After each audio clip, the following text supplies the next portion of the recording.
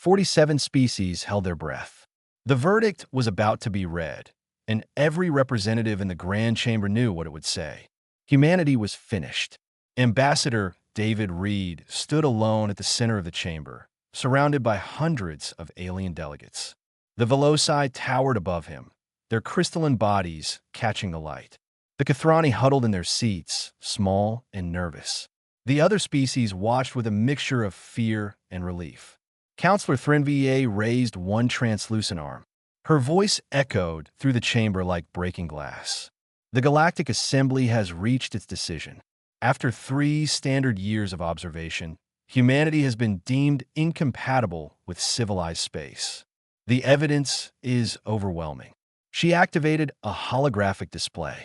Images appeared showing human soldiers laughing after a combat exercise, diplomats grinning during tense negotiations, scientists chuckling while handling dangerous materials. Species 447, known as humans, display consistent threat behavior. They bare their teeth when challenged. They produce aggressive vocalizations called laughter during moments of danger. They move toward threats instead of retreating. These are the instincts of predators.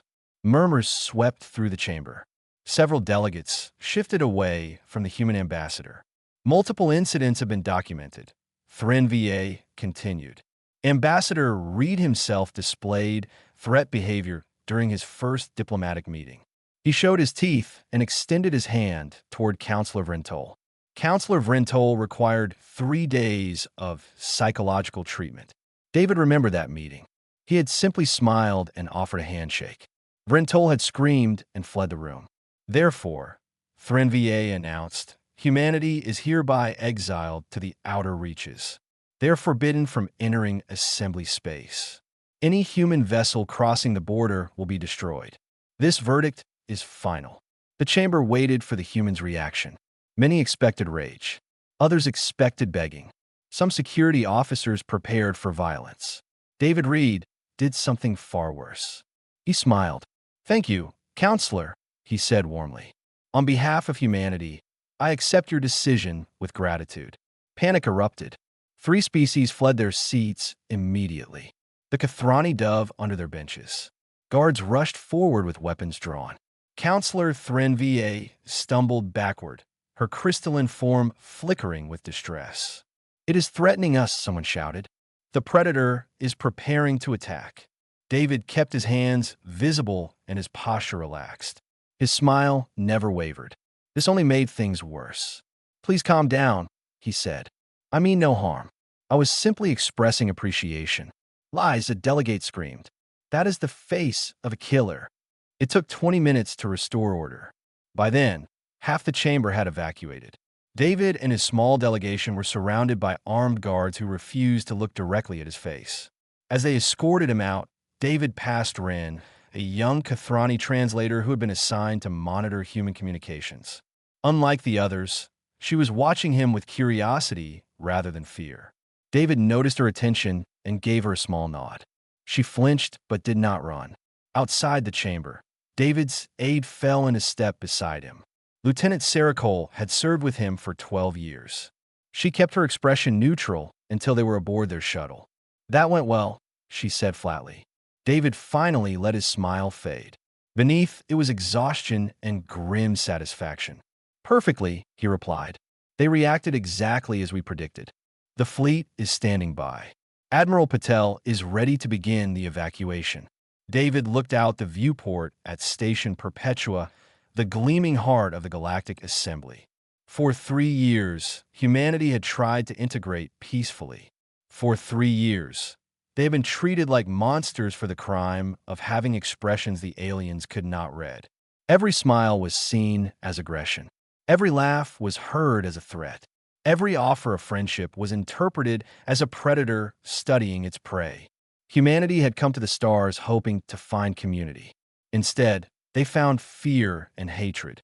And now they were being cast out into the lawless regions of space, expected to die quietly. The Assembly had made a terrible mistake. They had assumed humanity would be destroyed by exile. They did not understand that humans had evolved on a death world. They had survived ice ages, plagues, predators, and each other. The outer reaches, with all its dangers, was practically a vacation. Send the signal to Admiral Patel, David said. Phase 2 begins now. Sarah raised an eyebrow. And what exactly is Phase 2? David turned from a viewport. His smile returned, but this time it was different. This was the smile that had terrified so many aliens. This was the smile of a species that had been underestimated. We stopped trying to fit in, he said. We stopped hiding who we are. The Assembly thinks our smiles are threats? Fine, let them be threats. Let every species in the galaxy learn that when a human bares their teeth, it means something. And what does it mean? It means we're not afraid. It means we don't give up.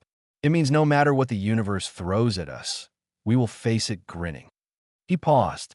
And it means anyone who stands against us should be very, very worried. Back in the Grand Chamber, Grin gathered her translation equipment. She had recorded everything, including the human's final words to his aide. Her translation algorithms had captured something the other species missed. The humans were not angry about their exile. They were relieved. She did not understand what that meant. But as she watched the human shuttle depart toward the outer reaches, she felt a strange sensation. It took her a moment to identify it. It was the first hint of doubt that the Assembly had made the right decision. The pirate leader had killed 37 beings in his career. He had raided convoys, destroyed stations, and left entire colonies in ashes. Nothing in the lawless outer reaches frightened him. Until today, he stood on the bridge of his warship, staring at the human vessel on his screen. It was a small frigate, barely armed, clearly outmatched by his fleet of 12 ships. Easy prey. He had transmitted the standard demand: surrender your cargo or die. The human captain had responded by laughing. Not nervous laughter, not desperate laughter. The human had laughed like the pirate had just told him a wonderful joke. Sorry, the human said, wiping his eyes. That was great. Really intimidating stuff. Love the skull decorations on your ship, by the way. Very classic. The pirate leader, a scarred reptilian named Kreth, felt his confidence crack.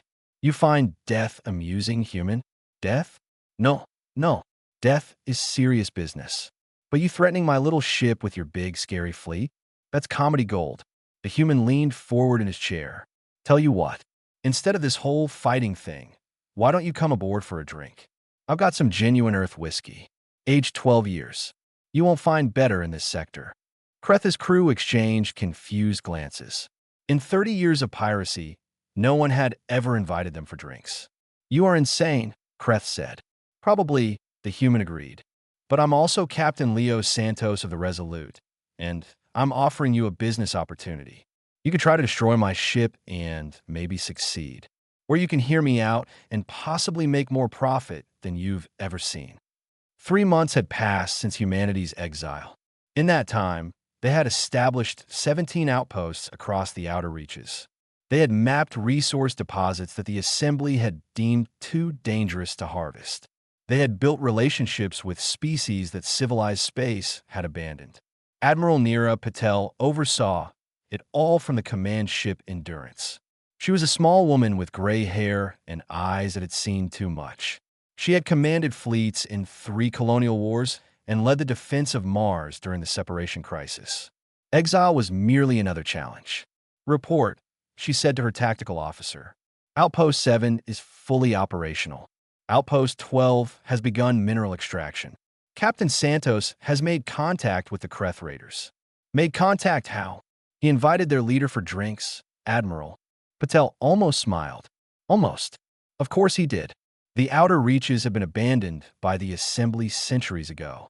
The radiation levels were too high, the asteroid fields too dangerous, the rogue species too violent. Every colonization attempt had ended in disaster. But the Assembly had never sent humans. Humans who thought radiation was manageable with the right equipment. Humans who found asteroid fields exciting rather than terrifying. Humans who looked at violent species and saw potential allies instead of enemies. Ambassador David Reed arrived on the Endurance 2 weeks after the exile began. He found Admiral Patel reviewing expansion plans. The Assembly is watching us, he reported. They expected us to die within the first month. Our survival is making them nervous. Good, Patel said. Let them watch. Let them see exactly what they threw away. There's something else. David pulled up a classified communication. Our long-range sensors detected something strange at the edge of explored space. Structures. Massive ones. Ancient. Patel studied the images. Geometric shapes, too perfect to be natural, drifting in the darkness between galaxies. What are they? We don't know yet. But they're old. Older than the assembly. Maybe older than any species we've encountered. And you're telling me this because? David's expression grew serious. Because they're starting to move. Meanwhile, Captain Santos sat across from Kreth the pirate in the Resolute's small mess hall. Between them stood a bottle of whiskey that had somehow survived the journey from Earth. Kreth took a sip. His eyes widened. This is remarkable, he admitted. Right? Santos Grin. Now imagine having a reliable supply. Imagine having goods that no one else in the outer reaches can offer. Human technology, human medicine, human entertainment. You want us to become traders. I want you to become partners. The assembly threw us out here to die. Instead, we're going to build something. Something bigger than their precious coalition. And we need people who know this territory. Kreth considered the offer. He had spent his life taking what he wanted by force. The idea of legitimate business was foreign to him. But the human was right. The outer reaches were changing. Humanity was changing them. Why do you smile so much? Kreth asked suddenly. My species shows teeth when we are about to attack. Your species does it constantly. It is unnerving. Santos laughed again. Where I come from, smiling means you're happy. Or confident. Or sometimes just that you're facing something scary and you refuse to let it beat you. That makes no sense. Welcome to humanity. Santos raised his glass. So do we have a deal? Kreth stared at the strange creature across from him. The human was smaller, weaker, and clearly outgunned. By all logic, he should be terrified. Instead, he was smiling like he had already won. Perhaps, Kreth thought, that was exactly why humanity was so dangerous. He raised his own glass. We have a deal. Far away, in the chambers of the Galactic Assembly, Counselor Threnvier received reports of human expansion with growing dread. They were supposed to die. They were supposed to fade into nothing. Instead, they were thriving. And worse, other species were starting to join them. She did not yet know about the ancient structures awakening at the galaxy's edge. She did not know that her decision to exile humanity had set in motion events that would change everything. But she was beginning to suspect that casting out the smiling species had been a terrible mistake. Blood dripped on his sand the color of rust. Ambassador David Reed spat out a tooth and rose to his feet for the 11th time. The Vrax champion stood 3 meters tall. His scales were the deep red of old wounds, and his claws had torn through David's diplomatic uniform like paper. In the arena seats above, thousands of Vrax warriors watched in confused silence. This was not how challenges were supposed to go. The Vrax Dominion existed outside assembly space, a warrior empire built on simple principles. The strong ruled. The weak served. Every dispute was settled through combat. When David had arrived, requesting an audience with High Predator Gormand, he had been told the price. Fight. Win or die. David had agreed immediately. Now, bleeding from a dozen wounds, he faced a creature that could snap him in half. His body screamed for rest. Every instinct told him to stay down. He grinned instead. That all you got? He wheezed. The champion, a veteran of 200 kills, hesitated. He had broken the human's ribs. He had slashed his flesh. He had thrown him across the arena like garbage. And still the tiny creature smiled. What is wrong with you? The champion demanded. Nothing, David said. I'm having a great time. He charged. The fight lasted another 10 minutes. David landed perhaps 3 meaningful blows. The champion landed dozens. But every time David fell, he rose again. Every time he should have surrendered, he attacked instead. Finally, the champion stepped back and raised his claws. Enough, he roared. I yield. Silence crashed over the arena. A Vrax champion had never yielded to prey. It was unthinkable. High Predator Gormand rose from his throne. He was ancient by Vrax standards. His scales faded to pale amber, but his eyes were sharp as blades. "Explain yourself," he commanded the champion. "I cannot kill him, High Predator. He will not stop. He will not fear. I have never faced such madness." The champion looked at David with something that might have been respect. "He is broken in ways I do not understand." Gorman descended to the arena floor. He circled David slowly, studying the battered human like a curious artifact. "You knew you could not win," Gorman said. "It was not a question." "Yes," David admitted. "Yet you fought anyway." "What?" David wiped blood from his eyes. "Because I needed to speak with you. And because giving up is not something humans do, even when facing certain death. Especially then." David straightened as much as his injuries allowed. "Where I come from, we have a saying. It's not about whether you get knocked down. It's about whether you get back up." Gorman was quiet for a long moment. The Vraks valued strength above all else. They measured worth by victories, by kills, by dominance. A species that could not win fights should be weak. But this human had demonstrated something the Vraks had never considered. Strength was not just about winning. It was about refusing to lose. "Your species was exiled by the Assembly," Gorman said. "They called you dangerous." They were right. They said you are predators pretending to be civilized. Also right. Gorman's massive face twisted into something that might have been a smile. "The Assembly has always feared us. They build their treaties and their rules because they cannot face us directly. They exile what they cannot control." He leaned closer. "They exiled you. They fear us. Perhaps we are not so different. That's why I'm here," David said. "The Assembly threw us away. But we're not going to disappear. We're going to build something new in the outer reaches. Something stronger than their coalition of cowards. And we want the Vraks to be part of it. En alliance. A partnership. You have the greatest military force outside Assembly space.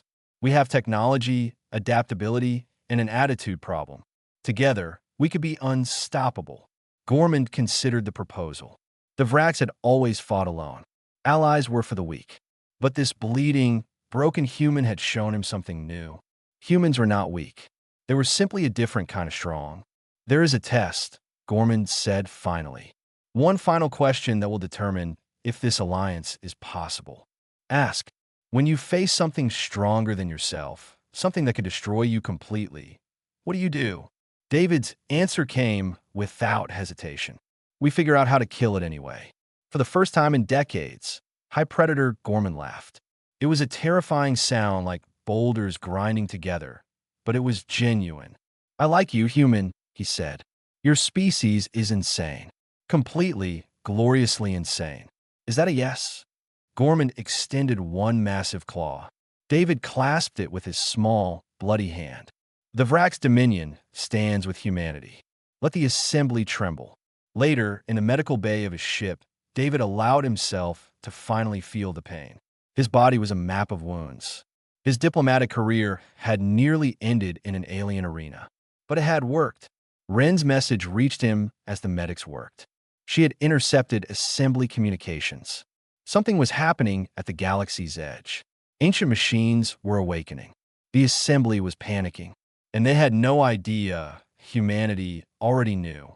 David read the report through swollen eyes. The Hollow Swarm, a machine intelligence older than recorded history. A threat that made the Vraks look like children. He should have been afraid. Instead, he smiled. Humanity had been exiled to die. Instead, they had found allies. Now an ancient enemy was rising, and the galaxy would need someone crazy enough to face it. Someone who smiled at death. David began composing his message to Admiral Patel. Phase 3 was about to begin. The probe returned screaming. Not literally, of course. Probes did not have voices. But the data it transmitted in its final moments carried something that felt like a scream. Terror compressed into numbers. Horror translated into code.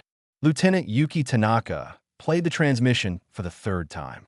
She was the youngest analyst in human intelligence, and she had seen things that would break most people. This was different. "The structures are moving," she reported to Admiral Patel. "Our probe got within scanning distance before they detected it. What you're seeing is approximately 2 million years old." The holographic display showed shapes that hurt to look at, geometric perfection on a scale that dwarfed planets, forms that seemed to fold into themselves in ways that violated basic physics. The hollow swarm, Patel said quietly. That's what the ancient records called them. A machine civilization from before the assembly existed, before most current species evolved. They went dormant when organic life became too quiet to interest them. And now they're waking up. Our expansion into the outer reaches, the Vrax Alliance, all the activity, it's like we rang a dinner bell. Patel studied the images. She had commanded fleets against impossible odds. She had faced enemies that should have destroyed her. This was something else entirely. How long do we have? Scout units have already entered the outer reaches. 3 of our outposts went dark last week. We thought it was equipment failure. Tanaka paused. It wasn't. The first battle happened at Outpost 7. The miners there had no warning. One moment, they were extracting minerals from an asteroid. The next, shapes emerged from the void. Machines that moved like liquid metal, reforming themselves to counter every defense. The outpost had 50 people. The battle lasted 4 minutes. There were no survivors. Captain Santos arrived with a rescue fleet 12 hours later. He found wreckage and silence. The machines had taken everything useful and left the rest to drift. He did not smile when he made his report. They're not just killing us, he told Admiral Patel. They're studying us, learning. Every engagement makes them smarter. Can we fight them? With what we have now? No. They adapt too fast. Conventional tactics don't work. Santos paused. But I noticed something. When my pilot panicked and broke formation, they hesitated. Like they didn't expect it.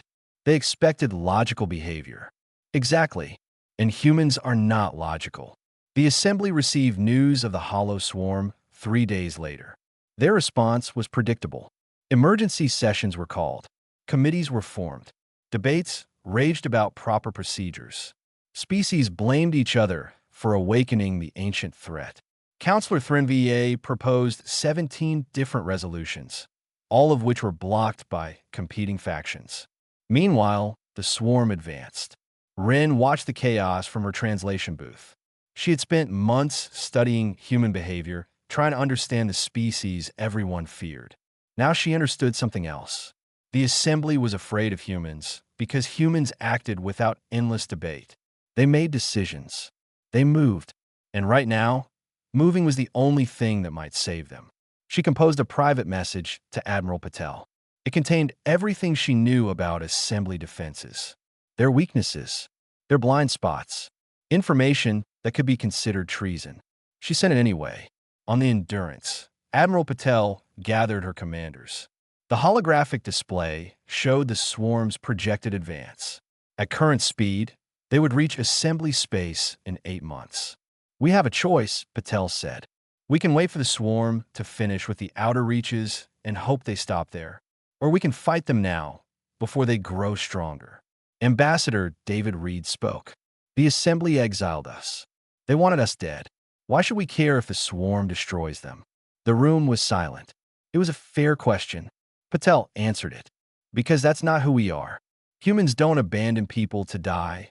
Even people who wronged us. We're better than that. We have to be. The assembly won't help us, Santos pointed out. They're too busy arguing. Then we'll do it without them. For now, Patel turned to her tactical officer. What do we know about the swarm's weaknesses? They're logical, predictable. They expect enemies to behave rationally. The officer pulled up combat data. Every time our forces did something unexpected, they hesitated, even for a fraction of a second. So we need to be unpredictable. We need to be human. High Predator Gorman's response arrived that evening. The Vrax had encountered swarm scouts near their border. 3 Vrax warships had been destroyed, but 2 swarm vessels had been destroyed as well. They can be killed, Gorman's message said. They're not gods. They are machines, and machines can be broken. The Vrax stand ready. David read the message with something like hope. We have allies, he said. We have information. We have something the swarm doesn't understand. And what's that? Patel asked. People who charge toward danger laughing. People who refuse to give up even when it's logical. People who smile at death because they know fear is just another enemy to defeat. David grinned despite everything. The swarm is about to learn what happens when you threaten a species that evolved on a death world. The War Council began planning their counterattack. Somewhere in the darkness between stars, the hollow swarm processed new data. The organics in the outer reaches were not behaving as predicted. They did not flee. They did not submit. They prepared to fight. The swarm did not understand this. It did not need to. Soon enough, there would be nothing left to fight. That was what the machines believed. They were wrong. Counselor Threnva had never begged for anything in her 300 years of life. Today, she learned how. "Please," she said, her crystalline voice cracking. "The swarm has destroyed 12 assembly worlds. Our fleets are scattered. Our defenses are failing. We need your help." Admiral Patel studied the Veloci counselor through the communication screen. Behind Threnva, the Grand Chamber was nearly empty. Most species had fled to their homeworlds. The Great Coalition was crumbling. "You exiled us," Patel said calmly. "You called us monsters. You sent us to die in the outer reaches. We were wrong."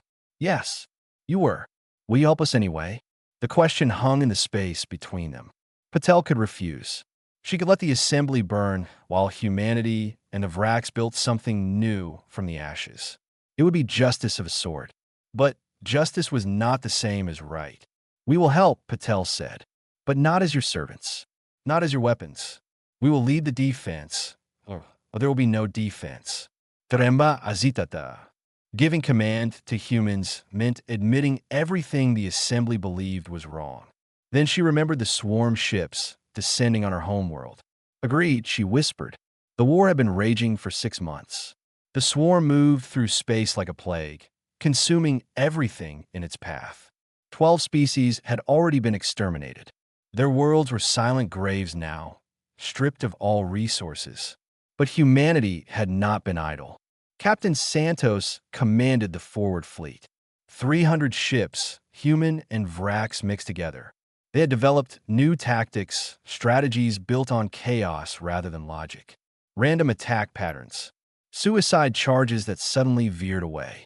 False retreats that became ambushes. The swarm could not predict them. For the first time, the ancient machines were confused. "Enemy fleet detected," Santos' tactical officer reported. 200 swarm vessels. "They're moving to intercept." Santos studied the display. The swarm ships were beautiful in a terrible way. Perfect geometric shapes that killed with mathematical precision. "How's everyone feeling?" he asked his bridge crew. "Terrified, sir." "Excellent." Santos Grin. "Fear keeps you sharp. Now let's give these tin cans something to process." The Battle of the Veloci homeworld would be remembered for centuries. Santos' fleet hit the swarm from 3 directions simultaneously. Standard tactics would have them focus fire on the largest vessels. Instead, they targeted the smallest, most agile swarm units. The machines recalculated. Small units were expendable. Why were the organics wasting resources? Then the Vrax arrived from behind the system's sun. High Predator Gormand led the charge personally, his massive dreadnought plowing through swarm formations like a battering ram. The machines recalculated again. 2-front assault. Divide forces to respond. Then the assembly remnants jumped in from above the system plane. Counselor Threnva had gathered every surviving ship. They were not fighters, but they were targets. The swarm tried to recalculate. 3 fronts. Too many variables. The organics were not behaving logically. They were sacrificing weak units to protect strong ones. They were attacking without formation. They were laughing over open communications. For the first time in 2 million years, the hollow swarm experienced something like doubt. On the Endurance, Admiral Patel watched the battle unfold. Casualties were high. Ships exploded every minute. Friends died screaming. But the line was holding. "The swarm is pulling back toward their command hub," her tactical officer reported. "They're consolidating. Then that's where we hit them next." Rin worked beside Patel now, translating intercepted swarm communications. The machine spoke in mathematics, but mathematics could be understood. "They're confused," Rin said. "Their models cannot predict us. They keep expecting us to retreat when losses reach certain thresholds." And we don't. No, you keep fighting. You keep smiling. Ren looked at the Admiral with something like awe. I finally understand why the Assembly feared you. You don't follow the rules. Any rules. Even your own survival instincts.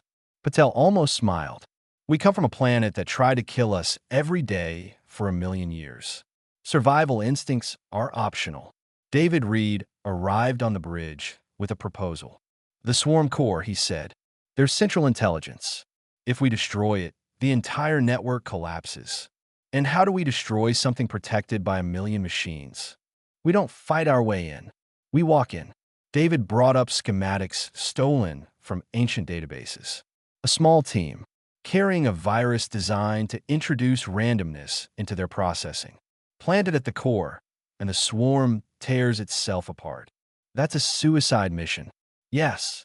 Patel looked at him. You're volunteering. I am asking permission. Captain Santos has already said he'll lead the team. Santos. He's commanding the forward fleet. He said this was more important. He said someone needs to look the machines in the eye and show them what human spite looks like. Patel was quiet for a long moment. She had sent people to die before. It never got easier. Approved, she said finally. God help you. David nodded. God helps those who help themselves. We'll handle the rest. The volunteer list filled within an hour. Every human soldier wanted a spot on the strike team. They knew the odds. They knew there was no coming back. They smiled as they signed up. Santos gathered his team in the hangar bay. 50 soldiers. The best humanity had to offer. They would fly into the heart of an ancient machine god and burn it from the inside. Any last words? Someone asked. Santos Logid. Yeah, let's go show these calculators why you never pick a fight with humans. We're too stubborn to die properly. The shuttle launched into the darkness. Behind them, the combined fleet prepared for the final assault. The war for the galaxy was about to reach its end. The Swarm Core was a cathedral of metal and light. Perfect angles stretched into infinity. Processing nodes pulsed with the thoughts of 1,000,000,000 machines. For 2,000,000 years, nothing had touched this place. Captain Leo Santos stood at its heart, bleeding and alone. 49 soldiers had entered the core with him. 49 had fallen fighting through corridors designed to destroy organic life. They had passed the virus carrier forward like a relay race, each death buying meters of progress. Now only Santos remained, and he was smiling. The central processor loomed before him, a sphere of pure information, spinning in ways that hurt to watch. Around him, thousands of swarm drones converged. They moved slowly now, analyzing this strange creature that refused to flee. Santos activated his communicator. Admiral Patel, I'm at the core. The virus is ready. Static crackled. Then Patel's voice. Now, get out of there. No can do, Admiral. The extraction point is 3 kilometers of hostile territory behind me. I've got maybe 2 minutes before these things figure out I'm not just lost. Lao, it's been an honor. Tell the fleet to hit them hard when this thing goes down. And tell David his speech at my memorial better be good. He cut the channel before she could respond. The swarm drones were everywhere now. Thousands of them, forming a wall of gleaming metal. They could have killed him instantly. Instead, they watched, analyzing, processing, trying to understand. Santos planted the virus device at the base of the central processor. It beeped once, confirming connection. Then he turned to face the machines. Hey, he said, before this thing fries your brains, I want you to know something. The drones tilted their sensor arrays. Curious. Even now, they were gathering data. We were always going to win. You know why? Because we wanted it more. You machines, you don't want anything. You just calculate. Santos spread his arms wide. But us? We're spite and hope and stubbornness wrapped in meat. We fight when we should run. We laugh when we should cry. We get back up when staying down makes sense. The virus activated. The effect was immediate. Swarm drones began twitching, their movements becoming erratic.